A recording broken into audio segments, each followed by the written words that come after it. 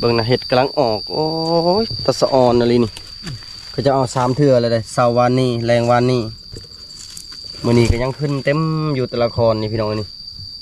จะเป็นสะออนเห็ดคอนขาวมากับจอนนี่สบายดีลูกสบายดีถ้ากระเตือนนอนให้ไปรถขี่รถไถนำยังนี่ลิชัมโมโตนพี่ได้พี่เก็บไว้ลูกละ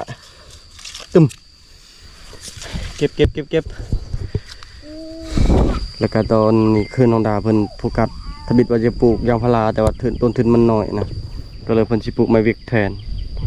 ปลูกข้าวใส่และบ่เห็นสิปลูกไม้วิกครั้งนี้ส่วนครั้งเที่ยงครั้งพุ่นน่ะแม่น้องดาเพิ่นสิปลูกไม้วิกประมาณ 3,000 กว่าเบียร์มาแล้วมากับยาเพิ่น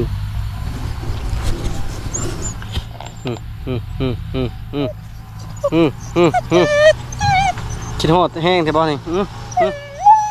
เอาเท่าเลยบักเท่าเอ้ยบักหามึง10 ปีแล้วพี่น้องเอ้ยเมื่อยไหมเมื่อยแต่เช้าบ่เอาให้นี่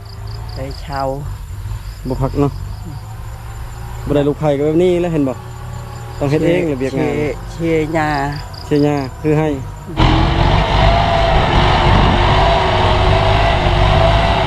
เป็นครูใหญ่แล้ววันคิดว่าหัวก็คือสีใหญ่บันแต่ว่ามันก็ห่าง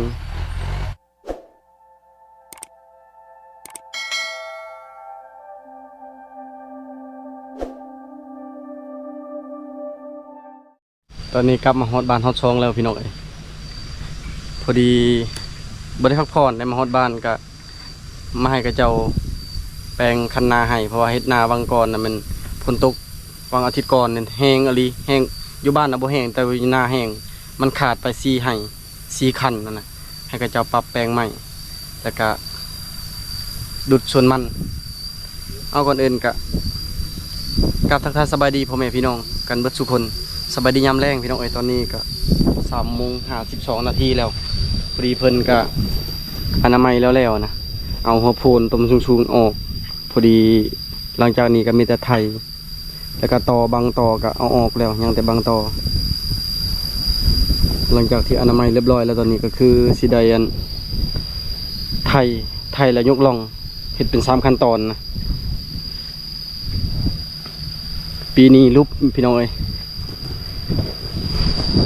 สู้กับมันนี่ก็พอแห้ง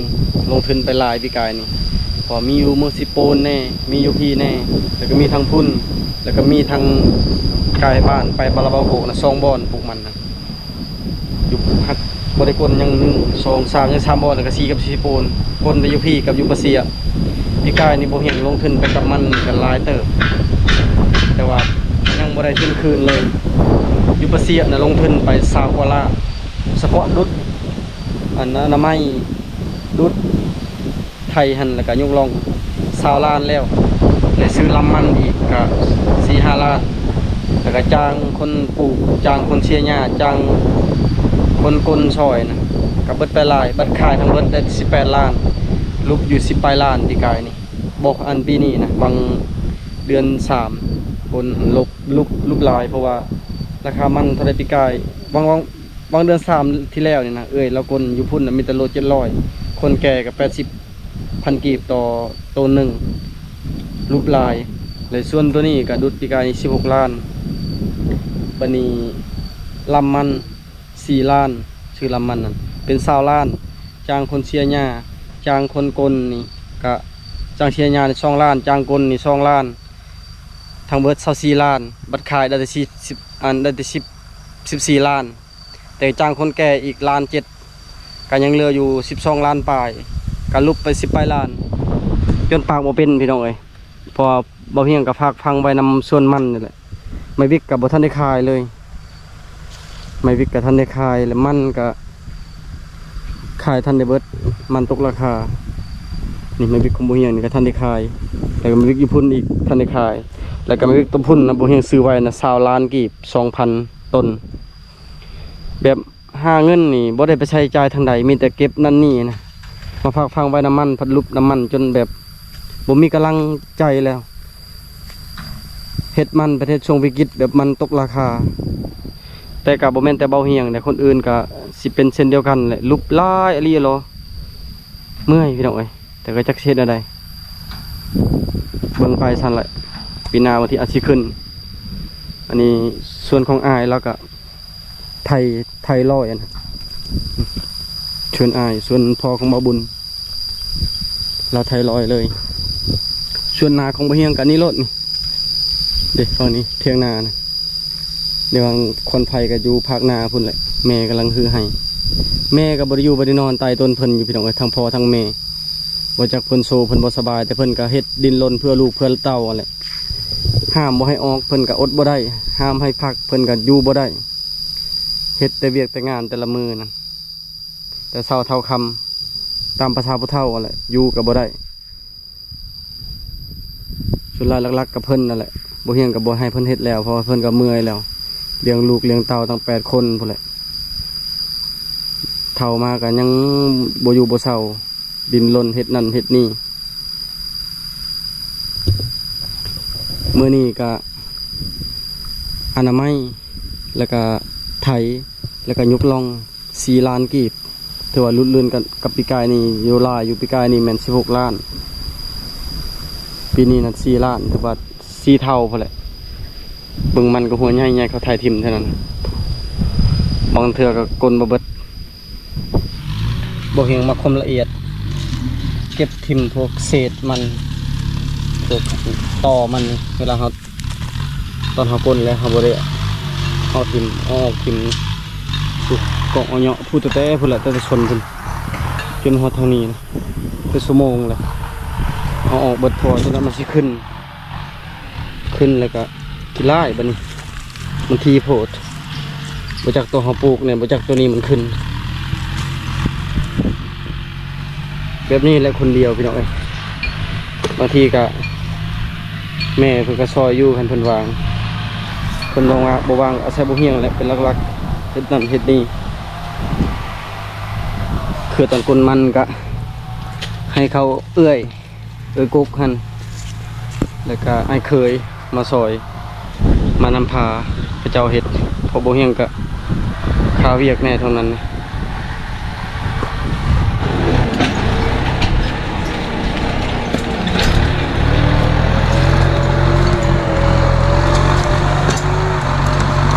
ขึ้นไทยก่อน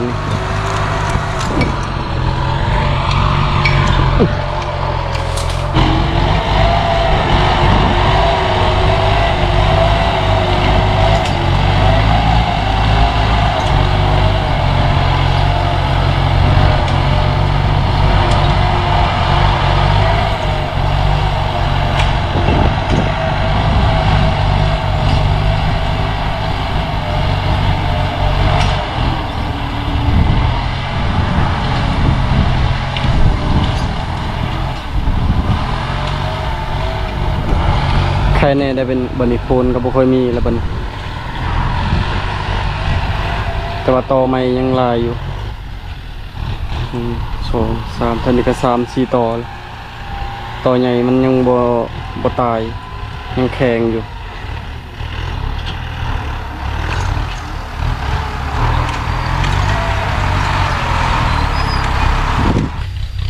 เพิ่นเฮ็ดยาวเลยแต่ชนพี่ฮอนชนพุ่นบ่คือปีกายนี่เพิ่นเฮ็ดเลยนำมันอังมันข้างเฮ็ดให้มันนั่นเหนามันบ่ติดบ่ขึ้นคือกับกาแหละบ่ได้มีน้ำแล้วมันบ่ขึ้นอันนี้เพิ่นเฮ็ดสุดเลยแต่พี่สุดพุ่นเลยอีพอมันก็มาจะให้มาที่สวนพัฒนาให้หน้าสวนอยู่พี่เบิด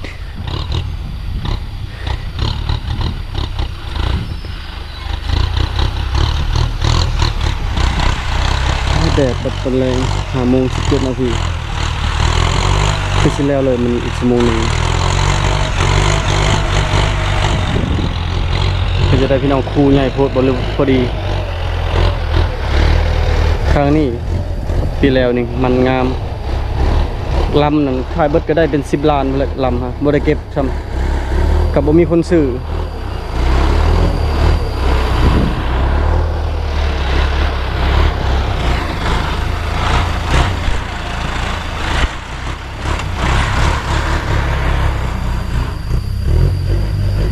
บายดีพ่อใช่แม่ อยู่ให้ ยังอยู่ให้ผู้ยังอยู่ให้อยู่นาผู้พัฒนามาคำมาดิเชื่อไรกับมือตลอดเหือคาเทศนี่ก็ซื้อเลยได้ซื้อไปนาเลยนี่ซื้อไปพุ่นเลยโอ้โหสิได้เฮ็ดหรือบ่คันเฮ็ดก็ปีหน้าพุ่นแล้วคันได้บุกมาบิกคันว่ามันบ่ขึ้นนี่ก็สิบุกมาบิกแล้วท่านนี่สิได้ดินนะปะละลาแต่ว่าพังเบิ่งก่อนปีนี้ปีที่2ถ้ายังราคาตกก็แล้วบัดนี้เมื่อยเลยพี่น้องเอ้ยบ่ได้เอานำมาเก็บพวกตอพวกลำมันที่มันค้างอยู่กลางเก็บไว้แคมหอบบริเวณนี้แล้ว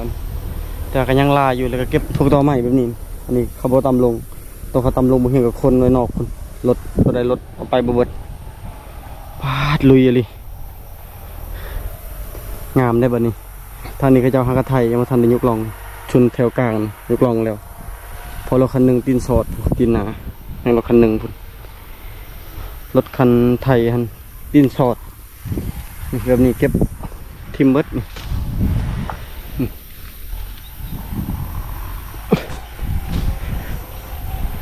หัวมัน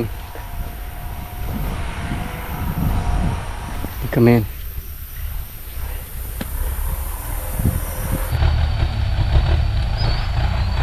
เป็นคูใหญ่แล้ววันคิดว่าหัวก็คือสีใหญ่บัดนแต่ว่ามันก็ห่างระยะมันนำมันก็ไล่เลยผมซื้อพูดเลยบัดน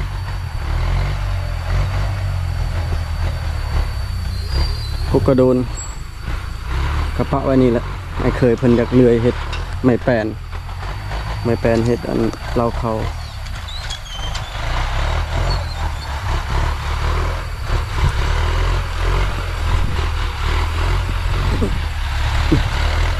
คูซื้อไปเลยคันนี้กำลังยกลองก็คือเห็ดเป็นคูคันนั้นกำลังไทยบ่ฮู้ว่าเพิ่นสิเฮ็ดให้แล้วเลยหรือว่าจังได๋บ่ได้ถามเพิ่น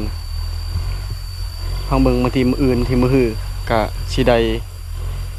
ปลูกคำว่าแล้วมื้อนี้มื้ออื่นอาจสิได้ปลูกหรือบ่ก็มื้อฮื้อแต่ว่าตอนนี้นะต่อมเป็นเสี่ยวของบ่เฮียงอยู่บ้านสวนหั่นเพิ่นก็ติดต่อมาว่าสร้างเขาให้ซื้อพวกกะโลพวกซีและมีหยังหลายๆอย่างนะเพิ่นให้จัดการไปซื้อตอนบ่เฮียงอยู่พุ่นมื้อนี้เมื่อวานนี้เพิ่นก็บ่บอกได้พฤติกรรมมาฮอดพี่แล้วเพิ่นก็บอกอีกวันนี้สิได้ลงไปสิโปนอีกแล้วบัดนี้เที่ยวกลับไปกลับมาอยู่คันบอกแต่เมื่อวานนี้ก็จัดการในวันนี้ให้แล้ว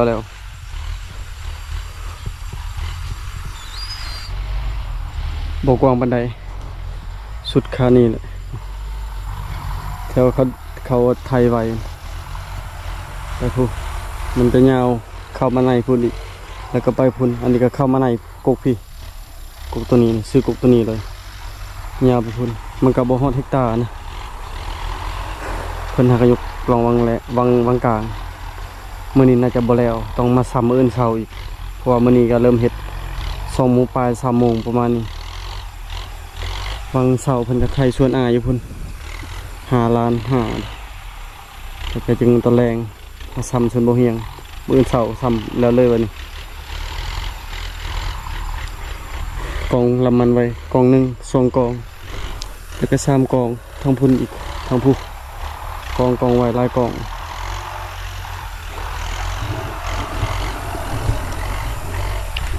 ว่าสิบ่เฮ็ดแล้วกับพอดีกระเทินนะเพราะว่าเฮาได้ไทยเฮาได้ยกลองแล้วปีกายนี่ก็ต้องเฮ็ดต่อไปรออีกปีนี้นะเริ่มเปิดลานมันเป็นเดือนเก่าอันนี้เป็นเดือน5วันที่31เริ่มปลูกก็สิเป็นเดือน6คันว่าขายเดือนเก่าก็สิบ่ทันต้องขายประมาณเดือน5พุ่นแหละปีหน้าเดือน4เดือน5ปีหน้าพุ่นแหละจึงสิได้ราคาหรือว่ามันก็สิได้เต็มจำนวนเป็นปีนะพออยู่บ้านเฮาส่วนหลายมันเป็นปีจังได้ขายแต่ว่าอันที่บ่คนขายนี่มันปีปลายพุ่นแหละปีครึ่งคันได้ขายเดือนเก่าเดือน10ปีหน้าบ่แม่นนะปีนี้ผิดหวังน้ำมันพี่น้องเอ้ยฝากฟังไว้น้ำมันนั่นแหละเพราะอาศัยรายได้ YouTube ก็บ่พอใช้ซุมื้อนี้1เวลาเฮาก็ค่อนข้างจำกัด ที่จริงนะคือบ่เฮียงนะจะโฟกัสแต่ YouTube เพราะว่าเป็นอาชีพที่บ่เฮียงมักแล้วก็ถนัดคือสายป่าหั่นแหละสายบุญกับบ่ปานใดบางคนว่าถามว่าเอ้าบ่เฮียงบ่ได้เฮ็ดอันบ่ได้เป็นสะพานบุญแล้วบ่หยังนะก็คันมี FC ฝากเงินฝากคำให้ไปช่วยบ่เฮียงก็จังเฮ็ดคือเก่าเป็นต้นแม่นช่วยเหลือพวกโรงเรียนคนขาดโอกาสโดยโอกาสแบบนี้นะก็อยากช่วยคือเก่าแต่เฮาก็บ่มีต้นทุนและอีกอย่างก็คันสายบุญมันก็ค่าใช้จ่ายสูง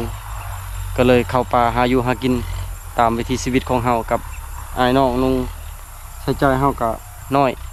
เดี๋ยวนี้เฮือกันแล้วแต่บ่ทันไปเบิ่งเพราะว่าเวียก3เวียก4เวียกอยู่เฮือนก็มีไถนาบ้านกานี่แล้วก็นี่แหละไถยกล่องนี่ก็แล้วปลูกมันก็เสียหญ้าอีกบ่แล้วก็นำให้ก็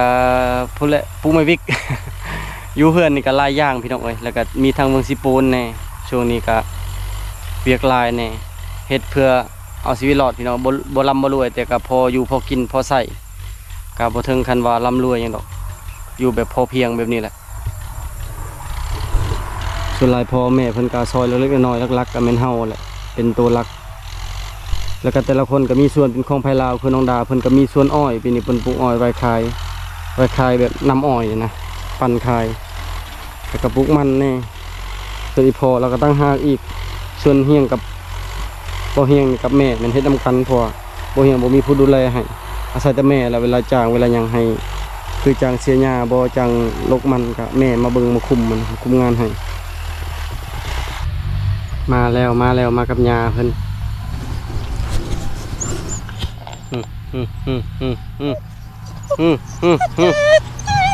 คิดฮอดแห้งแท้บ่นี่เอาเท่าเลยบักเท่าเอ้ยบักหามึง10 ปีแล้วพี่น้องเอ้ย10 ปีจะมันจักเดือนพอบ่เห็นเก็บได้ก็เดือนนี้แหละเดือน6แต่เก็บได้นี่ก็อายุนำประมาณ 3-4 เดือน5 เดือนพุ่นแหละตอนเก็บได้ปี 2000ยังวะ2015ประมาณนี้แหละมากับยาเพิ่นยางมาจนค่ำจน6:18ตามมัน ไข่กีไข่มาจะบ่ายจะทำจะมีรถทางนี้ còn tết đen là nó hư của tôi đó lẽ tạo thế kì pro rỡ này tôi bằng pring mà pring bông pro sa này ตือไก่เชือกก็คือก่อนไอ้เตยnàyก่อนhiệnนุ่มบุ้นเตยnàyตือเนี่ยnày mìnhเตยchuộtไก่เลยก่อนไอ้ไทยthời lựa chọn ở kỳ pôn khăn lót chắc 10 mẹ ngườiแต่เศร้าว่าเอาให้นี่ cái chào บ่พักเนาะบ่ได้ลูกไผ่ก็แบบนี้แล้วเห็นบ่ต้องเฮ็ดเองระเบียบงาน chia nhà เสียหญ้าคือให้ยังอีก nè là đạp mặt lù gáy thêm lục เสียหญ้าดึงเครือใหม่ยังเนาะพวกเครือใหม่นำติดตามดินนั่น này ลูกออก chuồng nàyคือไก่ อีแม่ตัดปงใหม่งามนั่นกลับจนค่ำดีรถลงคือไม่จุติยา cái chi lót này chứ mà chủ รถเนี่ยมันเอาไว้เลย lấy qua kỳ จุดเด้เดี๋ยวรถก่อน kỳ nương thì lấy tặng ตอนก่อนตับพื้นยำเพื่อนอันทอยนะครับเดี๋ยวจะอันนั้นมาให้ลองแก๊สในกระมอลองพื้นอัน nào bài của mà hai là mà này ยื้อจนเจอะสุดพื้นเมลอปีกายนี่ก็ยกลองซ้ำนี่แต่บ่เห็นว่าปีกายนี่บ่ฮอดจำนี้แล้วปีกายนี่บ่เป็นเซ็ตแบบนี้ lục này on lục thum chứ bên đây น่ะ thum chứ bên nó luôn neo luôn này cái đó เนามงมันนี่ก็กะละมงนี่เลยโดม mong mà mong đâu đâu งามนะพี่นี่ก็เฮ็ดเท่าคำเลยเฮ็ดยันคำพอเฮ็ดคันบ่เฮ็ดชวนอายแม่นแล้วอันนี้บ่เฮ็ดชวนอายนำ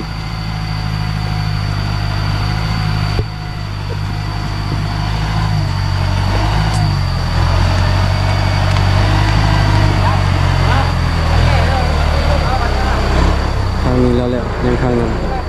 30,000 เสาพุ่นแหละรถคันนึงมันมีปัญหานี่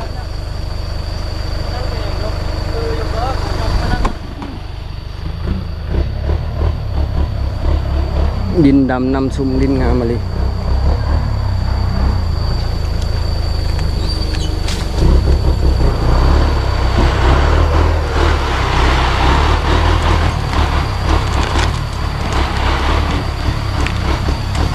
นกันยังน้อยหนึ่งบัดนี้ไข่กว่าปีกายนี่หลายเท่าอยู่ปีกายนี่โอ้หัวโพนสูงเกิน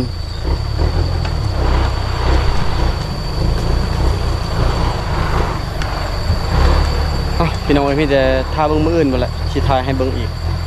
เฮ็ดเป็น2 มือเลยอัปเดตให้เบิ้งมืออื่นว่าแล้วเลยสิงามประมาณใดและเหมาะสมบ่กับเงิน4 ล้าน มื้อนี้ก็กลับบ้านก่อนเอารถอยู่พุ่นแล้วก็พาแม่กลับบ้านก่อนบ่อยากให้แม่ย่างมันค่ำแล้วคันย่างลัดบ้านก็คือฮอดบ้านมืดแล้วเพิ่นบ่ได้เอาไฟฉายมาที่จริงน่ะเพิ่นย่างน่ะกว่านี้อีกบางเทื่อจนค่ำมาแต่หน้าพี่เราบ่ได้ย่านได้แม่นมาพอกันตอนเช้าพี่น้องแบบนี้เบิ่งนะเห็ดกำลังออกโอ้ยตะสะออนอะไรนี่ก็จะเอา3 เทื่อเลยเช้าวันนี้แรงวันนี้มื้อนี้ก็ยังขึ้นเต็มอยู่แต่ละคอนนี่พี่น้องนี่จะเป็นสะออนเห็ดคอนขาว มากับจอนนี่สวัสดีลูก สบายดี ถ้ากระเตือนนอนให้อยากไปรถขี่รถไถนำลุงเพิ่นนำเบาเดือนติดรถไถซื้อรถไถเนาะจะให้เจ้านี่เอาให้นายเนี่ยนี่งามพี่น้องผู้โอ้จุนี่เอาเป็นบ่เอากับนายเอากับแม่เท่าจะเป็นสะออนเห็ดบัดยามเห็ดพี่น้องเอ้ยว่าแต่ฝนตกนะมีแต่เห็ดเดี๋ยวนี้เห็ดละงูเห็ดปวกเห็ดคอนขาวเห็ดบดว่าแต่ได้ออกจากบ้านงามเจ้าไหนไง แม่เพิ่นไปเวียกมื้อนี้ดากับปุกอ้อยมื้อนี้พากันเฮ็ดเวียกแต่ละคน เอาใต้เลย จึงมันจะเก็บคอนไว้อยู่บ้านรถ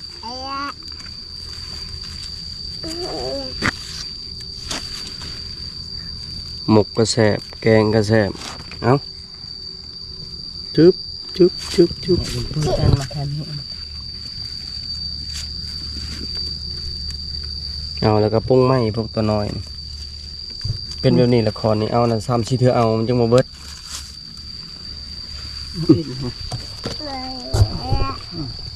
เมื่อวานนี้ก็เอาบ่ยังเอากับหลายบอนอยู่แล้วมันขึ้นนะยังบ่ได้ยินเสียงรถฟอร์ดมานี่น่าจะบ่ทันมาให้นี่2 พื้นครั้งนี้มันให้ครอบครัวเบาเบยของพุ่นมันให้ไอ้เคยให้ก็เจ้านำเอาแต่ว่าจ้างนี่มันน้องดาเพิ่นจ้างก็เจ้าทางเรียบร้อยแล้วก็ให้ก็เจ้านำเอาเขานะปลูกเขาใส่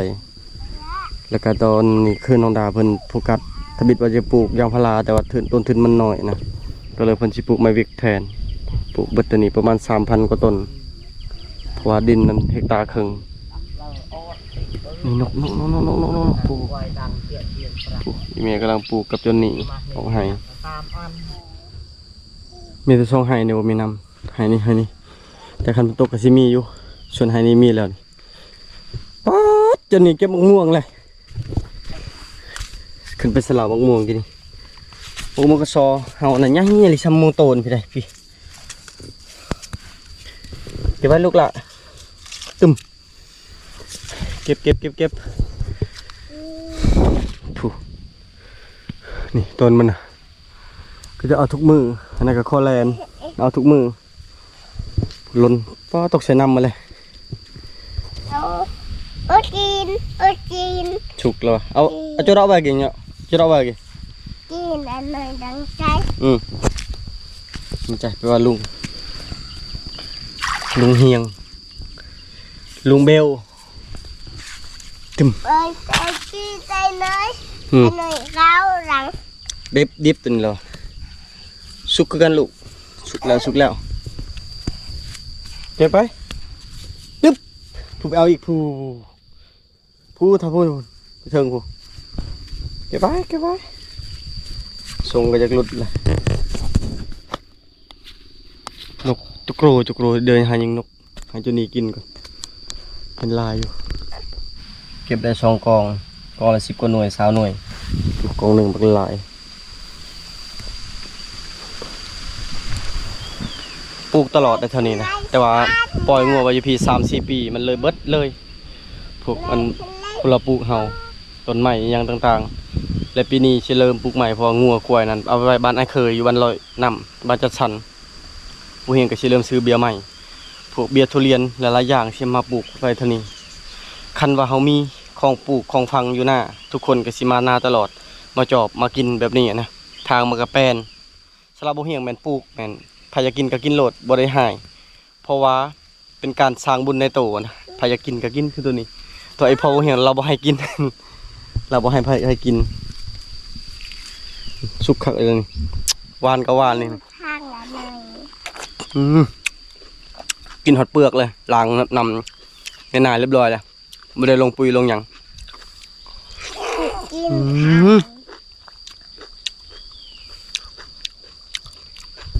เห็นไหม กุจีน เชื่อเลยกินล่ะปอดสุดยอดเลยเพิ่นหมักมะม่วงแซ่บปะอร่อยปะยกโป้แบบนี้อร่อยอร่อยมากเลยเบิ่งลุงชายยิงนกให้เจ้าก่อนถือว่าต้นนี้สำเร็จเสร็จสิ้น100%แล้วพร้อมปลูกเมื่อคืนนี้ก็ตัดลำมันไว้ประมาณ5-6-7 สอบจน12 โมงจังได้นอนเมื่อกี้นี้ก็ไปส่งแม่กับหลานไปอยู่เทียงนาพวกแหละแม่ไปปลูกพวกมะเขือมะแตงอันนี้ก็คือสำเร็จเสร็จสิ้นเป็นคูเป็นร่องเรียบร้อยเราเหมือนกันได้พี่น้องเด้อว่างามเลยขี้ลายเป็นคูเป็นแถวข้างในเฮ็ดยาวไปพุ่นเลยแต่ละไฮนะเก็บมะม่วงมากินนี่ก็ให้จุฬานี่นำจะมาตักนำคนในบ้านก็จะอูมไว้นึกเสือถือว่าก็โอเคแล้วฮอติกะติบ่ได้แล้วเพิ่นกลับเลยน่าจะเป็นเฮ็ดซ้ำเมื่อเช้านี้บ่เลือกคืนนี้แต่ว่าห้อยรถถ้าบ่เห็นเลยหากกินนี่ก็สิขึ้นมาเนี่ยบ่เบยแล้วโทรมาเพราะว่าเราเป็นนายนาเราโทรมาว่าเขาเจ้าอยู่นี่ว่าสิเอาเงินมาให้เขาเจ้าบ่เห็นจะไปทางใดเมื่อแต่เช้าแล้วบ่จัก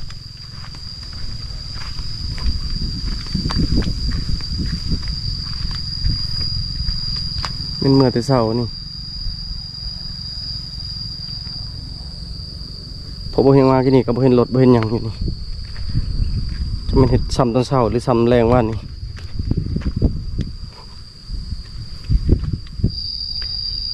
ทางนี้คือธมิตรว่าสิบ่อยากนำเขาให้ชาวบ้านเขานำเอาแต่ว่าแม่แล้วเสียดายพอเราเชียร์หญ้าเชียร์หยังก็เลยสินำเขาใช้ให้นี่แหละปลูกเขาใส่แล้วบ่เห็นสิปลูกไม้วิกครั้งนี้ส่วนครั้งเที่ยงครั้งพุ่นน่ะแม่น้องดาเพิ่นสิปลูกไม้วิกประมาณ 3,000 กว่าเบียร์ 3,000 ต้นบ่เฮียงนี่ก็ประมาณ 2,000 นี่แหละบ่กว้างพอน้องดาสิกว้างกว่าพอเราจ้างก็เบิด3 ล้านปลายบ่ถือว่าบ่เฮียงก็เบิดคือกันเบิดดำส่วนนี่ก็ประมาณ2 ล้านปลายแล้วก็น้ำหน้านี่15 ล้านเดี๋ยวมื้ออื่นมื้อฮื้อนี่ก็สิมาแปลงใหม่อีกนี่5 ล้านหาเงินมันก็ได้แน่พี่น้องแต่ว่าหลักๆก็ส่วนหลายมาใช้จ่ายแบบนี้แหละบ่ค่อยกินบ่ค่อยเล่นบ่ค่อยเที่ยวแต่ว่าสิหาเงินแบบทุ่มเทกับอันมันเป็นมูลเป็นมั่งนะที่ว่าอันสืบทอดจนหอดลูกรุ่นหลานพุ่นแหละนี่คือนาของโบเฮียง